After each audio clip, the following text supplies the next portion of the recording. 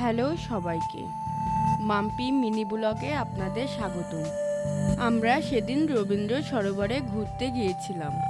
ধানমন্ডি ৩২-এর পাশে রবীন্দ্র সরোবর অবস্থিত। প্রতিদিন রবীন্দ্র সরোবরে অনেক মানুষ ঘুরতে আসে। রবীন্দ্র সরোবরের ভিতরে সুন্দর একটি লেক আছে। লেকের ভিতরে পায়চালিত নৌকা করে ঘোরারও সুব্যবস্থা আছে। দেখতে দেখতে সন্ধ্যা হয়ে গেল। রাস্তার পাশের আইসক্রিমের দোকান থেকে আইসক্রিম খেলাম। রাস্তার পাশে অন্যান্য পণ্যেরও দোকান ছিল।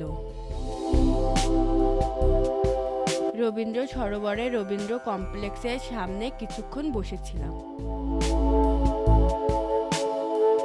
রবীন্দ্র সরোবরের পাশেই মটকা চা বিক্রি হয়। সেখান থেকে মটকা চা খেয়ে আমরা বাসার উদ্দেশ্যে রওনা দিলাম। ভিডিওটি কেমন লাগলো সেটা কমেন্টে জানাবেন।